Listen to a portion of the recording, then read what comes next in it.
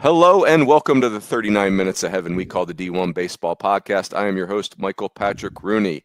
Let me tell you, people, it is time to get ready for a new season of fishing fun with Academy Sports and Outdoors. Reel in the best gear at low prices every day. Plus, Academy offers easy ways to shop and save time, like free 1-hour in-store or curbside pickup on academy.com orders. Happy Wednesday evening. We're going to do the preview show a little bit early this week because it is Easter week and almost all the series are Thursday to Saturday. I am joined by the great Shotgun Spratling and Fitty Barrels, if you will, Aaron J. Fitt, who is majoring in pollen intake this fine Easter season. Fitzy, what are we going to do about the Carolinas? They had a tough year. I saw a picture of Boshamer Stadium where the field looked yellow from pollen. Yeah. Did I misread that? It's been absurd. It's been absolutely absurd. I thought we were out of the woods, Coach, but I'm struggling right now. I'm not gonna lie. It's like the dead cat bounce of the pollen bomb right now. We're just trying to survive in advance. Shotty, that's why you moved to the Northeast, right? Just you wanted more pollen in your life? That is not why I moved to the Northeast. I would prefer not being in the cold for half the season, if not more. I thought we were done with the cold, and suddenly it has reared its ugly head. And I went outside today, started to walk out with shorts, and I said, nope, closed the door, went right back upstairs and changed into got a sweatshirt and some pants to put on before going out. I did hear this weekend will be nice in the Northeast, but as you know, you guys probably know, my day job is headquartered in Boston. I have a very early conference call on Monday mornings, and it was absolute depression central because I didn't realize it snowed in Boston last weekend, which wasn't even the first weekend of April. It was the second weekend. So come on, Mother Nature. We understand how powerful you are. But we are ready to move on. Which makes it all the more impressive that America's Northeastern Huskies keep on winning. Go Skis. Year after year, here they are. Hashtag Rise Up Brookline. 2 more wins this week against my Kansas State Wildcats. I was conflicted on that one. 2 teams that I like. But Northeastern guys having a great year. Awesome. Yeah. Absolutely fantastic. After they had a little bit of a slow start, they went to Hawaii, lost 3 or 4 out there, and then since then it's just been like running things on everyone that comes around. Beat UConn in the midweek, they beat Central Connecticut, they beat Boston College. Anyone that's in the Northeast that is a contender for their conference crown, you don't want to go to Northeastern. You don't want to go to Brookline. We will come back to that. Any team that has shots on goal on their scoreboard has my vote. I don't know how the selection committee feels about that, but that's got to count for something. That's got to maybe give them another quad 1 win for just having such an incredible scoreboard. Time of possession is a crucial stat in baseball. So it is so great, boys. So I'm gonna whip you around the country. We'll pick some series of interest. This is unbelievable. It is week 10 of the college baseball season. We have 5 regular season weekends left. 5. That is it. We have twice as much season behind us as we have ahead of us. Regular season, that is. Obviously, the postseason is his own deal. We have no idea who's winning the Golden Spikes Award. I mean, we don't have a super team yet that we know about. If you're out there, please identify yourself. It's like Clark Kent right now. So wild times, but exciting nonetheless. Let's start in the Southeastern Conference. So I'll rattle off some series. Shotty, I'll come to you first. You tell me what tickles your fancy. Auburn at Texas, very interesting to me. Texas A&M at Arkansas. Georgia at Vandy. Man, those 3 right there. Alabama at LSU. Kentucky at Tennessee. Ole Miss at South Carolina. I mean, South Carolina, are they going to lose all 10 weekends? I don't know. Be careful, Ole Miss. Florida at Mississippi State. Boy, that's an important series for both teams. And OU at Missouri. Same thing. Missouri's not going 0-30 in the SEC. I just don't believe that can happen. So be careful, Oklahoma. Shotty, what jumps out off the page at you there? I mean, I'm going to have to defer to the Nerdmaster General, Mark Etheridge, when I had him on the Sidearm Delivery podcast. I tried to throw a bunch of different things at him and say, what's the most intriguing storyline right now? And he's like, Texas A&M. It's got to be Texas A&M. Every week, you got to tune in. Is this team going to implode, or are they getting stronger and stronger and stronger, and suddenly they're going to be the number 1 team going into the postseason that we thought they were in the preseason? And then you don't want them in your regional as a 2 or a 3 or wherever they land because of all the talent they do have on that roster. So now, we saw what they did when they went to Tennessee, and that kind of swung things. Now they're going to go to Arkansas. Okay, you went and you took 2 or 3 from the number 1 team. Can you now take 2 or 3 from the number 2 team, or can you at least win 1? That's the biggest thing for them. And, that's what Mark said is they got to win 1 in these big series. And if they can do that, they keep themselves right in the realm of a possibility to get into the postseason. So I think you got to keep your eye on them. They're hot right now. And Arkansas, coming off a series loss at Georgia, fascinating series. Talked to Wes Johnson about that this week as well. So Arkansas has a ton of talent. How do they bounce back after, losing on a walk-off on that Sunday and losing the series after they had taken the opener? How do they bounce back from that? I'm super fascinated by this series for sure. I love that. A&M has won 7 in a row. Like that is just, here we go. What about you, Fitzy? What jumps out for you? I mean, it really is. It's like kind of amazing. Like all around the league, probably every series but one has at least some intrigue. I don't know if there's a lot of intrigue with Oklahoma and Missouri this weekend, although I think Sauce Healy might be in the house for part of that. Because he's traveling in that part of the country. But you know what? I mean, Auburn, Texas is a top 10 showdown right now.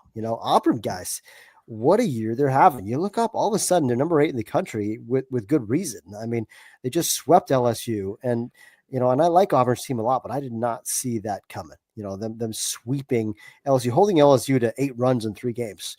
Awfully loud. They have a series win against Alabama right before that. I think they've won 4 their first 5 conference series, I believe. Auburn has and have a single win against Oregon State. Like suddenly you look up, they've got a really nice body of work, and now you get to go to to face the number 1 team in the country on the road. And so good luck keeping it going. But, every time I think Texas is going to drop off because of, the injury stuff that they've had, obviously Max Blue and, they were without Rodriguez for a while, A-Rod, and they kind of were able to weather that. And they just keep on winning. And it's just obviously super impressive the coaching job that Schloss Nagel and his staff have done in their first season, but also that roster is clearly very talented. We probably sold them short in the preseason. We liked them in the preseason, but just with every passing week, the more and more respect I have for these guys. Obviously, sweeping Georgia 2 weeks ago was super loud, but right now you've just got a matchup between 2 teams that are trending very well. I mean, Texas has been trending all year long. They haven't lost a weekend yet, but just what they've done, recently, despite the injuries, just super impressive. So that one has my attention for sure. Yeah. And like, as you said, Fitzy, like, it sounds like they could get Max Blue back if they get to the or when they get to the postseason. Ethan Mendoza, I've heard hurt his shoulder at the end of the Kentucky series. So I have to keep an eye on that. And it's, man, the A&M thing, just the vibes are vibing. It's incredible. But again, every series in the SEC is compelling. There's no such thing as not compelling in that league. Let's go to the ACC. We have, I'm not going to reel off all of them. I picked 3 for us: Virginia at Florida State, Louisville at Clemson, UNC at Virginia Tech. Shotty, what, and you can go off menu if you like, but what jumps out at you in the ACC, Shotty? I mean, all 3 that you mentioned are really intriguing, and you can talk about them, but I feel like the most important one is going to be in Tallahassee, because I think Virginia has to have a Texas A&M at Tennessee type of weekend, or it might be over. It might be done after this weekend. I mean, we talked about, wow, how late in the season if it already is, and Virginia just hasn't turned it on yet. They're fully capable, but now's the time you gotta prove yourself. And, this is a great opportunity to be able to do that. I know it's very challenging to go into somewhere like Tallahassee and be able to try to take a series, but that's what needs to happen if Virginia is going to live up to the expectations we had for them this season. So that's the one I've got my eye on the most. They've got to get more out of the starting pitching. Evan Blanco in particular. I know he started out slow this season with the, being banged up a little bit, but he just has never gotten fully on track. And that's the key to me. And very similar, because he's a lefty, to Nathan Kirby from 2015. It was the same thing, getting Kirby healthy. I think Blanco getting him fully healthy and dialed in is the key to them being able to, one, get into the postseason, but then being able to potentially go on a run in the postseason. Yeah. Yep. Go ahead, Fitzy. I got spot on. First of all, I Shotty all over this one. Blanco certainly huge, because it feels like with Jay Woolfolk and, Tomas Malinkas, I know has been a little up and down, but he was really good last week at Pitt. With those 2 guys and Blanco, like, you've got the makings of a really good rotation if Blanco can just be Blanco, and he hasn't been, and that's listen, it's getting late early for Virginia. I know they're 9-9 in the league, which is you would think usually fine for the postseason, but their RPI is like down there to 87. They have not played great out of conference. They're only 20-15 overall, so their margin for error is low. And if they go to Tallahassee and win that series, you'd think they're going to make a big old jump up the RPI list, just like A&M did after that weekend in Knoxville. But they, there's only so much they can afford to lose at this point, right? I mean, you've got 3 series left on the road out of their last 4 conference series, which is probably helpful because what they need to do is boost their RPI. So being on the road at Florida State, at Georgia Tech, at Virginia Tech, those are opportunities for Virginia, but they got to take advantage of them, and this one is huge. It's absolutely huge for them. So yes, I'm with Shadi. That's the one that I think is the most important this weekend, but you've got Louisville, Clemson, as probably the marquee showdown of the weekend, the only 2 ranked teams in the ACC that are playing each other this week. Can Louisville bounce back on the mound is my question, because their offense is awesome. They scored a lot of runs in Raleigh the first 2 days this past weekend. They also gave up a lot of runs. They walked a lot of guys. They've got plenty of arm talent on their staff. I know they had a bad weekend, and it was not really indicative of who they've been as a staff all year long. But now I'm just kind of curious, like can they handle themselves on the road at Clemson with all the thing that we've talked about this plenty. You go to Clemson and you get the music, the Venga Boys, and the fans and the whole thing. Like, it's a hard place to throw strikes, guys. And after all the walks that Louisville issued last weekend, that makes me a little nervous. And so as much as I love the Louisville offense, how are they going to handle that atmosphere? And can they just bounce back after a rotten week on the mound? I think that's really an important storyline. Yep. I haven't, Fitzy, I've not listened to the Nerdcast in totality yet, but I'll just comment on UNC and Virginia Tech. Wake Forest is giving me pause on North Carolina, meaning I'm just not ready to run back into another relationship, Shadi. Like, I want to catch my breath. I want to be single for a minute before I run back into the open arms of North Carolina. I do really like the team, but I just, at Virginia Tech, tricky place to play. Virginia Tech is like I don't know what you guys chose, Fitzy, but Virginia Tech seems like they're in position to make a regional. Yes. Their RPI is mid-30s. Perfect, it's cromulent, right? Perfectly cromulent there. And but there's 5 really important weeks from these resumes. It's just amazing. I'm going to divert for 1 second. Like, there's 5 of the 15 regular season weekends left, but I would argue by far the most important 5, like almost significantly more important than the first 10. Feels like everything is so unsettled that what you do here at the end, like if we feel a lack of clarity, can you imagine what the selection committee feels, given that they are way less focused on baseball than we are? And so I think these next 5 weekends, man, there's opportunity to really fall off the ladder, and there's opportunity to really make a big impression, given how murky the other part of the season was. So North Carolina, be interested to see what happens there. And if you don't like my analysis there, blame Wake Forest. Go ahead, Shadi. North Carolina is 3-3 on the road in the ACC. So, I like they played great on the road. Virginia Tech, I think I would want to put them in the danger zone right now, just because you're sitting at 9-9 in conference, coming off that sweep from Florida State. You lose a series at home, you could be in danger right then. They do have a softer schedule to finish out, just with what's left on the schedule with Pitt, Duke, Virginia. I think is what's remaining for 3 of their 4 weekends.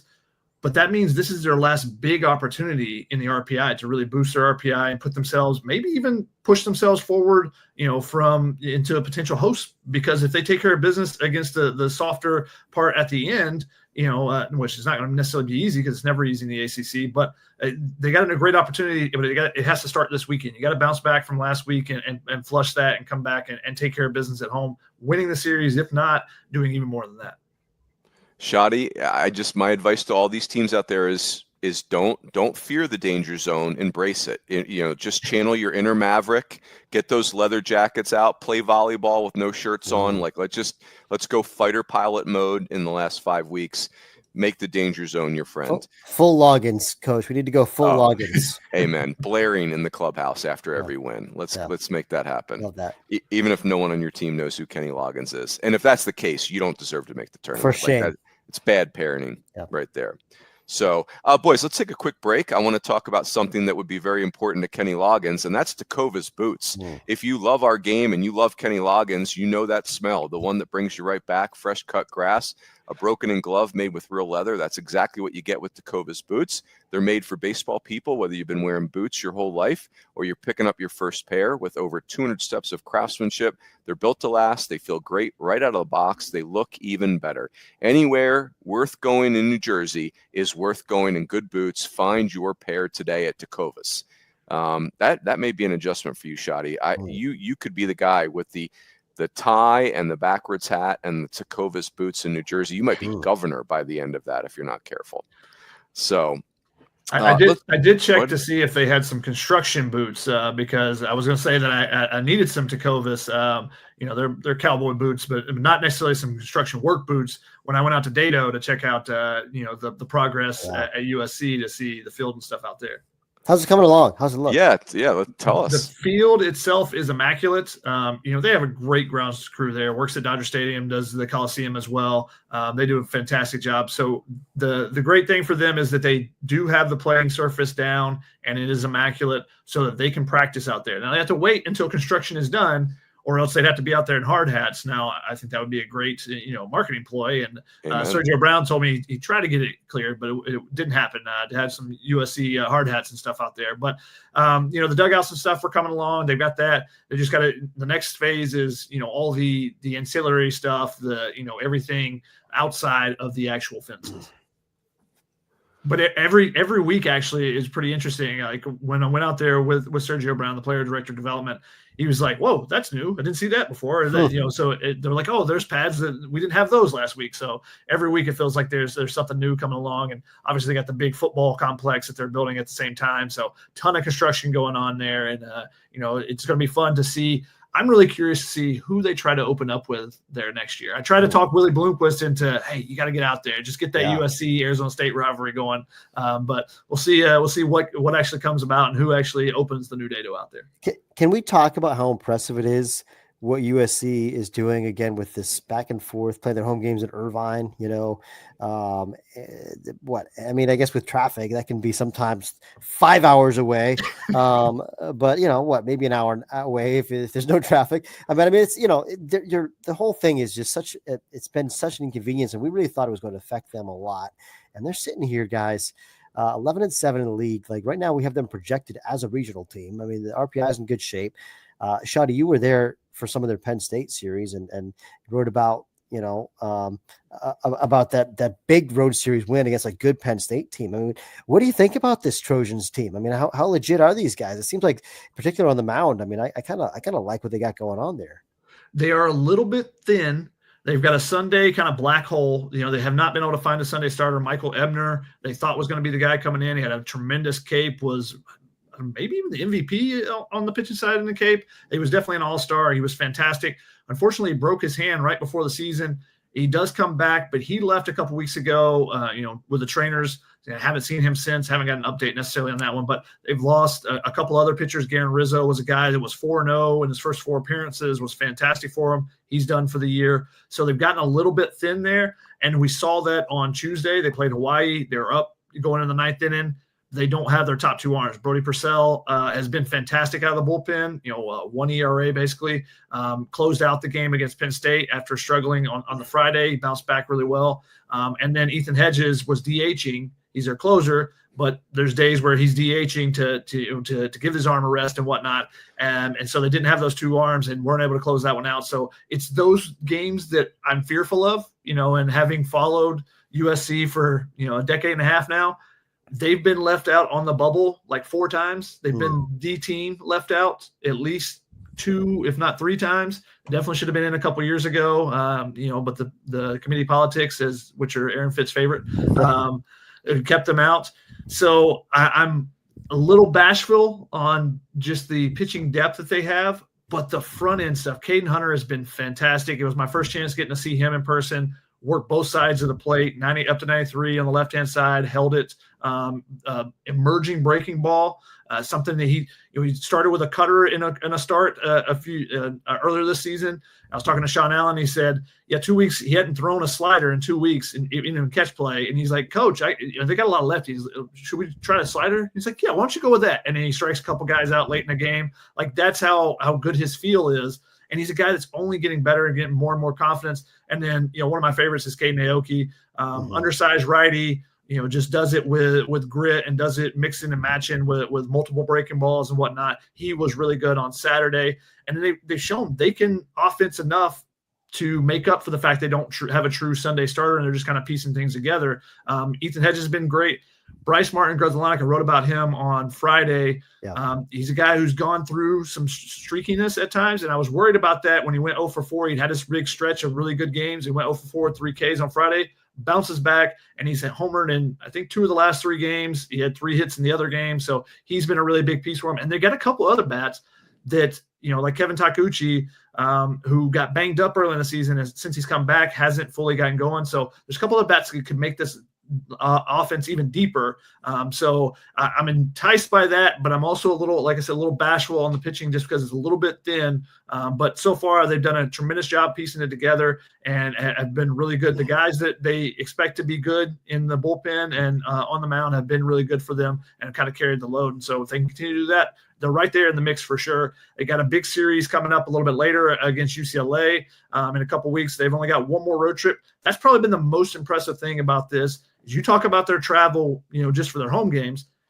Every time they've gone east, they've won the series. They won at Michigan. They won at Indiana, scoring, coming back from, I think, 10 runs down or 9 runs down in the 6th, 7th, 8th on Sunday. And then they won that series against Penn State after losing the opener and kind of giving it away, honestly. They were up in that one and kind of gave it away in the 8th, but came back and won the next 2 games. So that's been super impressive. They got one more road trip in a couple weeks to Minnesota. So we'll see if they can finish off the Big Ten slate, being able to win all their road matchups like they've done. Gotta love it. It would be impressive, yeah.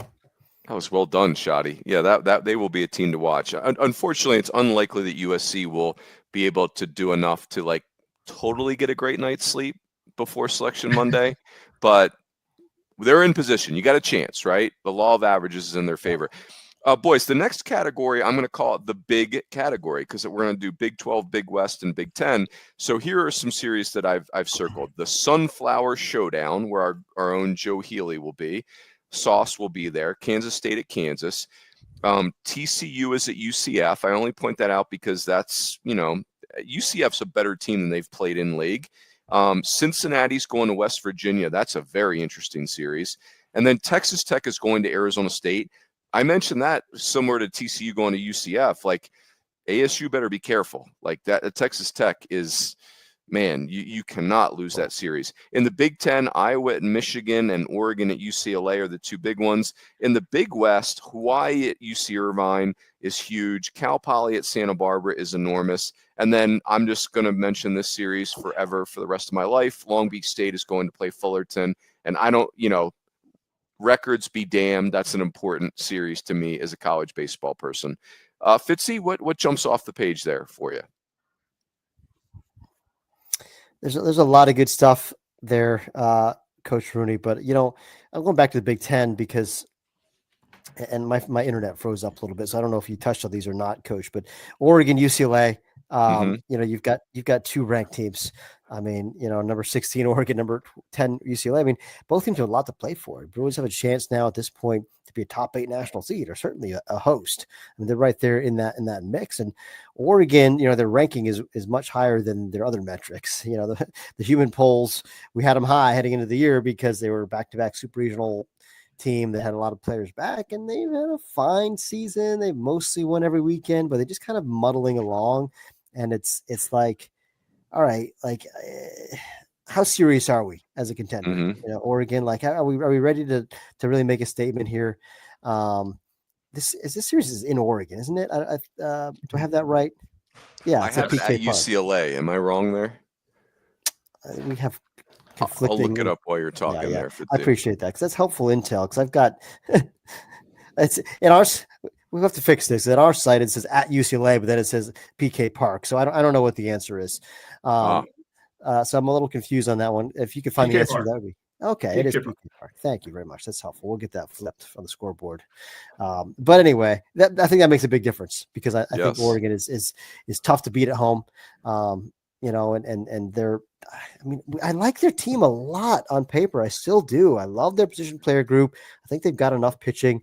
But this UCLA team has just every weekend they win. They win every week. They've not lost one. They're 9 weekends in. They've won every single weekend. And I think they're very talented. Certainly. I mean, we've obviously talked a lot about Rock Chalowski and Mulva Lavu and Roman Martin. I mean, they've got AJ Salgado. They've got some guys having really nice years in the lineup, but I also think they're solid enough on the mound. I just think they're a really well balanced club, and so feels like the marquee series of the year for me in the Big Ten. I know you've got Iowa, Michigan also is another important one with bubble ramifications that I like this weekend, but I like the fact that we've got this this former Pac-12 matchup between UCLA and Oregon that might wind up being very important for the postseason picture. Go ahead, Shotty. Yeah, to touch on that real quick, I think it's huge for Oregon because you look at their schedule the next 10 days when they start on Friday, the 10 days after that, because they play UCLA at home. Then they have Oregon State at home next weekend, and they'll play a midweek at Oregon State as well. And they need those games because they're sitting at 53 right now in the RPI, and that's their big chance to make a move in the RPI to potentially solidify themselves as an at-large team or even push themselves up higher. I mean, if they have a really good run over the 10 days stretch. So I think it's huge for them. I just saw them in Maryland. They got run ruled in one game and I saw them. They dominated the other game. I saw them. And it all comes down to consistency. And that's what I talk about. I mean, I think Runes, I think you've used the phrase playing with their food.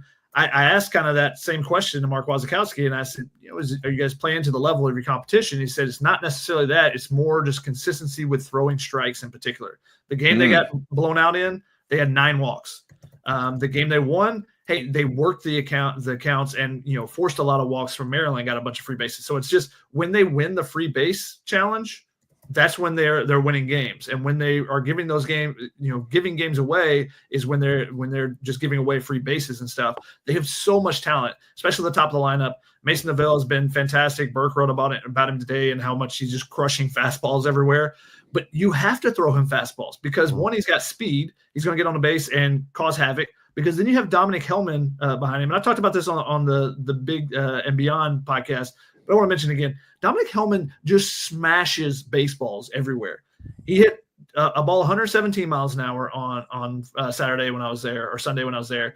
And it was one of 5 balls on the day that he hit over 100 miles an hour exit velocity. Wow. He had hit 117 the day before. And I asked him after the game, I was like, what's your best EV? He said, he's like, a legal bat or illegal? I was like, I want the highest number ever. He's like, well, with an illegal bat, 126. Like, I'm not pitching to that guy. Four, put him at first. I'm not getting hit in the face, but anything that comes off that bat. And then if you do that, well, you got Jacob Walsh, who's their all-time career leader in almost every stat, it feels like, as far as power stats for sure. And has been a tremendous guy that has matured over his career and is really a team leader for them now.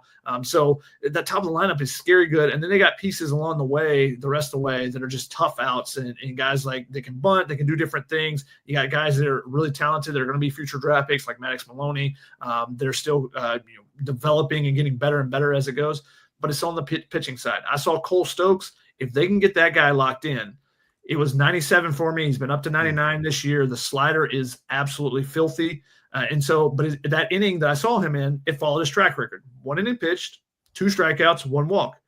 Okay, can the walk come with 2 outs every time? Then you're okay with it. But that's the biggest thing is him just throwing more consistent strikes and attacking the zone because his stuff is nasty. And he's one of the guys they need to step up along the way. He's basically a freshman, though. He didn't play at all last year. He was hurt. So they've got a couple other arms that are young guys that they're looking for to really take that jump. As I've said this many times before, but I always look at freshmen, and I'll count Cole Stokes in this category. But I took a look at freshmen 2/3 of the way through your season, your freshman year. You're either going to take off or you're going to hit the wall. I've got it figured out now. I know how teams or hitters or pitchers are attacking me, and I've figured it out, and I'm going to get better. Or I've never played this many games in my life. This is the dredges of the end of the season where you're traveling all over the country if you're in the Big Ten and whatnot, and I'm just not used to this, and you hit a wall. Either one of those. But if their young guys take off, that team can be an Omaha caliber team for sure. And I thought Jason Wright's the 6'11" kid was fantastic when I saw him. He was 93, 95 consistently. Worked both sides of the plate, nasty changeup as well, a developing breaking ball. They've got pieces. And not even mention Grayson Grinsell, who's just consistently winning every game that he pitches on Friday. So I really am looking at this next 10 days for them on starting Friday as the make or break point for them. And if they take care of business, then you're going to look at this team and go, okay, that's when they turned it on to become the Omaha caliber team that we anticipated at the beginning of the season. Or you're going to say, oh no, this season might be over. Right. Yeah. Well said. Love it. I just want to, we'll move on to that, the final category, but just and by the way, Shotty, these breakdowns have been awesome. I've taken some great notes. I didn't anticipate doing that, but this is awesome. The Big West, this is a resurgent year in the Big West. And, Hawaii is, if you look at their last 50 games, there's something like 40-10. I mean, just Hawaii's got so many built-in disadvantages.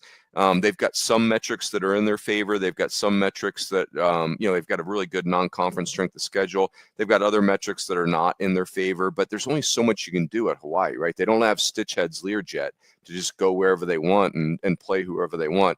But Hawaii and Irvine, Irvine and then Cal Poly going to Santa Barbara, Irvine and Poly are playing for maybe a host space. Hey, Santa Barbara, their path is getting in the Big West tournament. That's not guaranteed. You got to be in the top 5, and they're number 5 right now if you're Santa Barbara. So, and they could, you could easily see them going in there and winning that tournament. So a lot on the line in the Big West.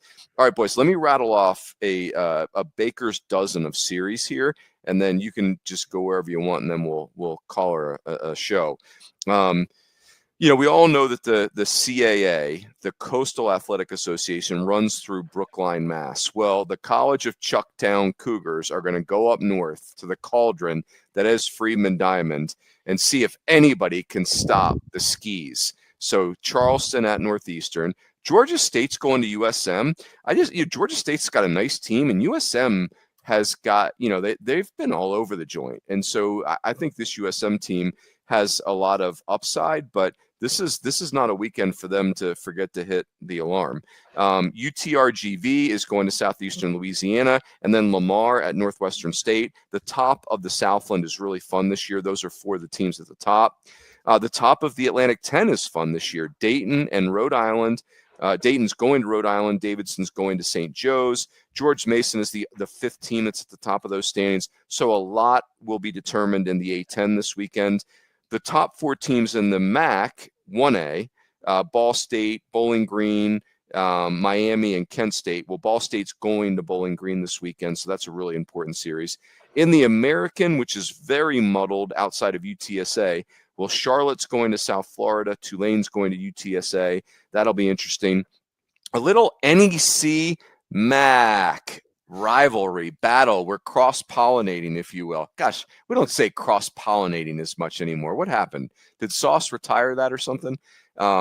Central Connecticut State, the Blue Devils of the NEC, are going to play the Q baseball, Quinnipiac of the MAC. Marshall is going to Coastal. I put that on there because Marshall did upset Southern Miss. And Fitzy, I did catch this part of the Nerdcast this week where Coastal is like right in that hosting.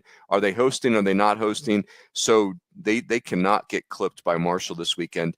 In the SWAC, FAMU, Florida A&M, and Bethune-Cookman are both 13-2 in leagues. They're facing off in Daytona Beach. And then Portland, I think Portland can win the WCC this year after finishing second a couple years in a row. But they got to go to USD this year, who don't look now, that has really improved in league play. So Portland with an important series at San Diego. Fitzy, you go first. What's give me something that jumps out at you there. Lot to take in there, Coach Rooney. Big menu. It's a big menu. Like a diner's menu. It's like an after-hours diner menu. And I'm someone I just have my wife order for me. Like whatever you bring, I'm gonna like it. Virginia.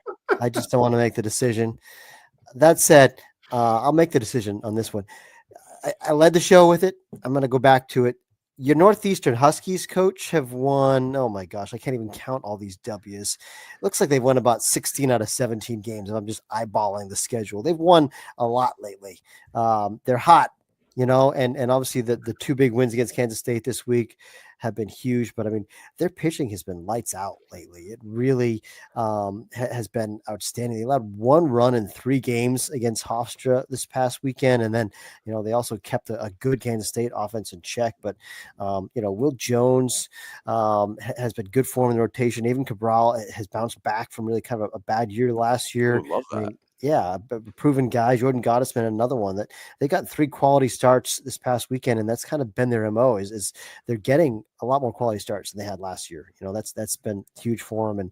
And Ken Maldonado, another guy that had kind of a down sophomore year. I mean, he was great as a freshman, pressed some last year. He kind of got hot late, but if you look at his numbers right now, I mean, he is it's an All-America type season that he's having, and they've got a lot of good players on that team.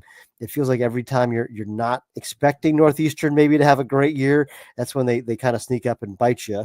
And right now that's what they're doing. But, Charleston was the preseason team to beat in this league and got off to kind of an up and down first half to the season, I'd say. But last 2 weeks, I feel like they're finding their stride as well. I mean, took care of business against Delaware. They're back to 7-5 in the conference. I think there's plenty of talent and experience there. I mean, that matchup against Jake Brink in the series opener this week should be a real gem, because that guy's got a lot of pedigree, certainly. And Daniel Brooks is kind of their version of, maybe like a Cabral, a guy that has come back, had a lot of hype earlier in his career, was lost for a while, and he's quietly having a really good year. And he was, once a really big prospect. He's a giant bodied kid that has stuff, and he seems like he's kind of putting it together now later in his career. And so that's cool to see. So I think that's the series, probably the series of the year in the CAA. And this one that I'll be paying attention to this week. Yep. Shotty, what say you? Real quick on Northeastern, you mentioned some of their pitchers, but like Charlie Walker has been fantastic. Will Jones out of the bullpen. And what about their midweek starter, Maxwell Gitlin, who's basically been unhittable recently in the midweeks? It's just been fantastic for them. So give a lot of credit there. And if they get Alex Lane, who was a guy coming in that had potential to win the conference player of the year, who struggled, 237 average, only 3 homers. He is a big body first baseman that can smack the ball around. If they could get him going down the stretch, it makes them even deeper and makes them more dangerous even more so. So really real quick, just to touch on Northeastern. I'm going to potentially go to St. Joe's this week. I want to see Colton Book. He's leading the nation in ERA, I think, and maybe WHIP as well. He's going to be pitching on Saturday, actually, because he pitched on Friday 2 weeks ago. He pitched on Sunday just because of weather.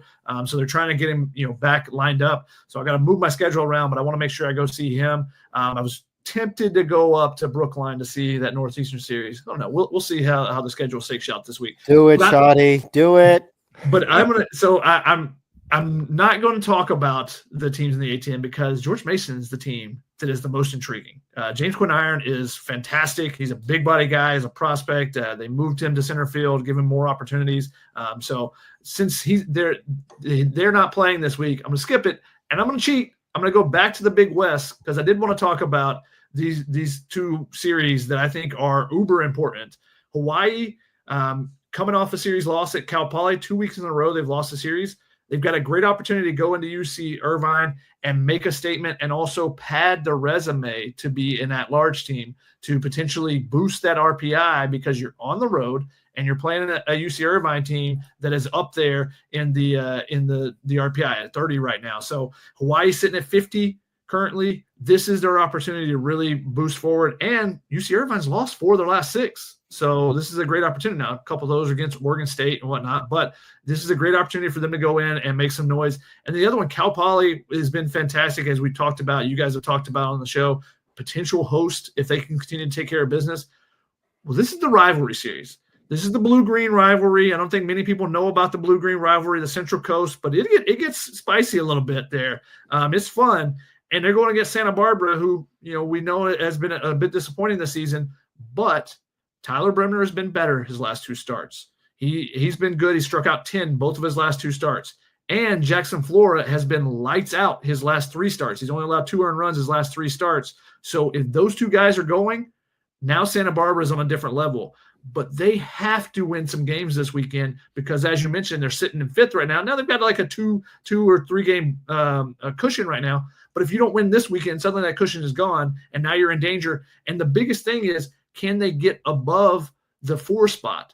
Because then you don't play the play-in game and have to face the number 1 seed immediately, and now you burn Bremner or Flora at the beginning of the tournament. So if you want to win the tournament, you need to get up to number 3 to save your dudes and save them one more day. I like it. Final question, boys, and then we will bid everyone adieu. So I'm the Golden Spikes is really top of mind for me right now. Like, it's just, 2 years ago it was Skeens and Cruz, and they were already off to these incredible starts, right? Like, Skeens was Strasburg and Pryor, and Cruz was hitting 500. Like, it felt like way into April. I might be off a little bit there, and then last year Charlie Condon was just, he had 24 home runs at this point. No one's even sniffing that right now.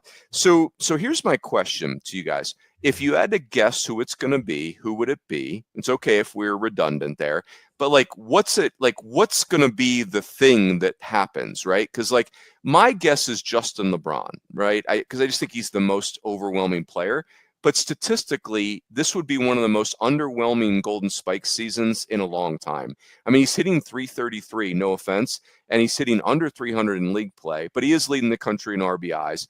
But, Alabama's also lost 3 of the last 4 weekends. So it's like he's the best player on a team that's kind of like treading water in the SEC. And so could it be a pitcher? I don't know. Could Liam Doyle just go bonkers and do it? But if Paul Skeens couldn't win the Golden Spikes, can any pitcher win the Golden Spikes? I don't is it going to be OPS? Could Rylan Zaborowski win the Golden Spikes as a DH? I don't know. That feels like a pretty far stretch too. Fitzy, you go first. What's it going to take to win this Golden Spikes? And do you have a guess? Gosh, it is absurdly wide open. You're Yes. exactly right. I mean, it's crazy. So, a couple weeks ago, we had our midseason, top player award, and we went with Alex Lodies from Florida State, who's continued to have a very good year, and part of that was because he was putting up big numbers in conference, which, as you mentioned, LeBron was not. That wound up being kind of the tiebreaker for us in that discussion because it was LeBron versus Lodies is what it came down to, and LeBron's numbers in the SEC weren't very good. And so I just don't see him with the way he's performed in conference being that guy. He's got a lot of work to do in SEC play halfway through the schedule. I can't see it being Zaborowski as a DH. I just can't see it. And so, you could look at, could Kyle Lodies as a first-time Division I player, shortstop for Georgia Tech. I mean, for a while he was leading the country in WAR. I know he missed a few games this past week, but could he be in the mix? I don't know. There's a bunch of shortstops, and it's hard to separate them. They're all just this big old clump, right? I mean, Colin Yeaman's in that mix. Merrick Houston's in that mix. I mean, there's a whole bunch of these guys, along with Lodi's cousins, who it feels like have a shot at it. And I feel like if you're betting on maybe a shortstop versus the field, okay, I feel okay about a shortstop. But then which shortstop? I mean, maybe Vahiva Aloy. I mean, there's a whole bunch of them. Mm-hmm. None of them have separated yet. And so right now, if I had to name a guy, maybe I would go Liam Doyle. He leads the country in strikeouts. We were kind of down on it 2 weeks ago when we did our midseason awards because his first few starts in SEC play weren't very good. But since then, he's been just dominant, right? Last 2 weeks, he's been awesome. And so it feels like maybe he is starting to pull away a little. I mean, I don't know. I think it's fascinating that we're at this point in the season and there's no clear front runner. But if I had to pick a guy today, I think it'd be Doyle.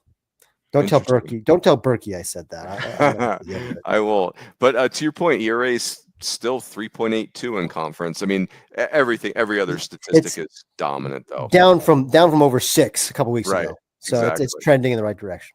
Yep, 100%. Go ahead, Shotty. Yeah, I think he's a guy that, the overall numbers 6-1 and, wins aren't factored as much anymore by people. But if you have a big win total, that'll definitely stand out. So he needs some help there from his teammates. The 2.47 ERA right now, that's got to be, to me, you got to be under 2 to be considered a Golden Spikes. guy on the mound. So he's got work to do, I would say. And the fact that there's no other dominant pitcher that you can look at, I mean, maybe this is the year where you get a surprise winner just out of nowhere. I mean, like Colton Book's numbers, like I said, I'm going to see him at St. Joe's. Like those are the type of numbers you need, but no one knows anything about Colton Book, right? So it's going to be hard for anyone like that. It's going to come down to who gets hot at the end. Like I could see someone like Mason Neville from Oregon, like just watching his at-bats and stuff. He's just locked in. He's got 17 homers, 39 RBIs. He's got to drive in some more runs, which is hard to do when you're the leadoff hitter. But, maybe if he runs a little bit more and gets some more stolen bases, like I think it's going to come down to say ancillary stats versus just the Triple Crown type of stats we normally look at on the offensive side. And because it's so open, maybe Zaborowski could still win it.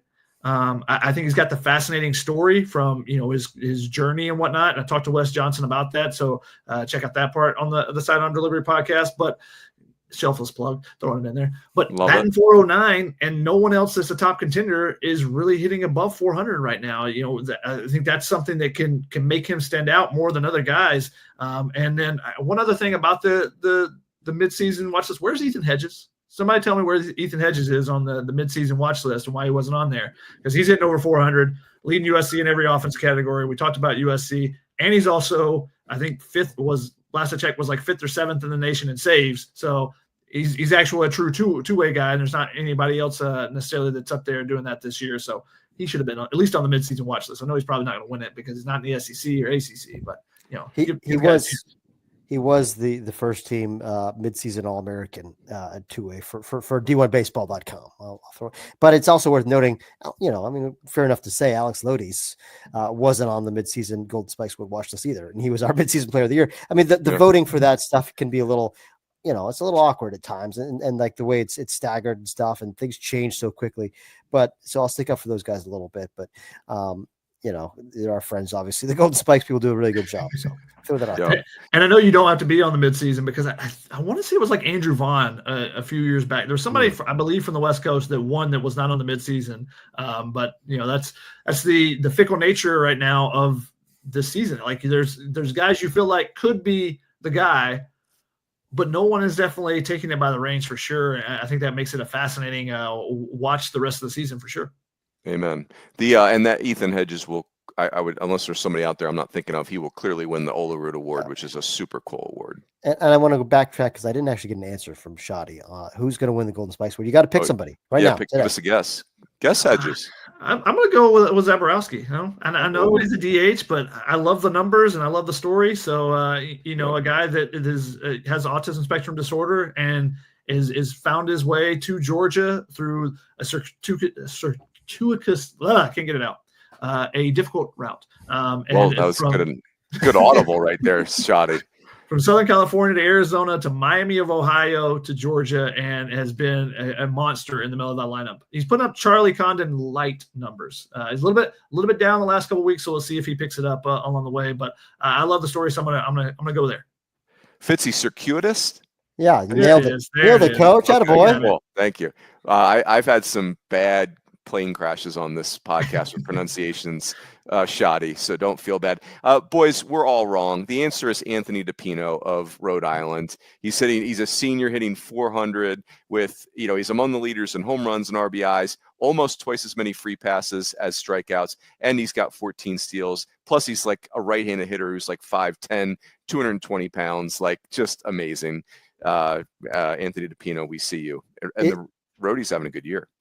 Yeah, love that, and I love the answer. But coach, is that your actual answer? Like, who's going to win the Golden Spikes? No, I'm picking LeBron. I just think LeBron, if he, he's just so flashy. Like he just not in a fake way, in a real way. Like when he does things, it's so loud. He's electric. He's just absolutely electric. Like he's the guy I want it to be. Fitzy is Vahiva Aloy. Like I feel like he's like, if I had to draft one player for the next 5 weeks, I feel like Vahiva Aloy is just going to go on a heater.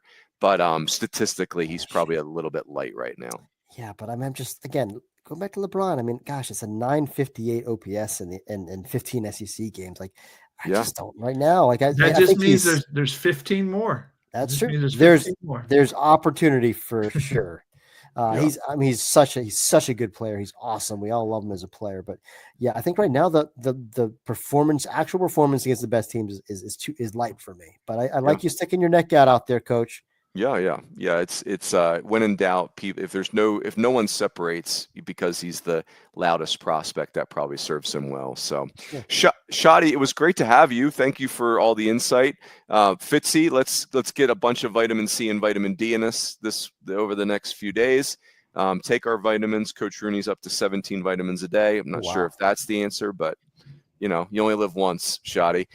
Everyone, have a great holiday weekend, whether you celebrate or not. There won't be much baseball on Sunday. It's a great family day. It's really kind of like the last family Sunday of the college baseball season until we're done. So everyone enjoy that. Catch your breath for the stretch run.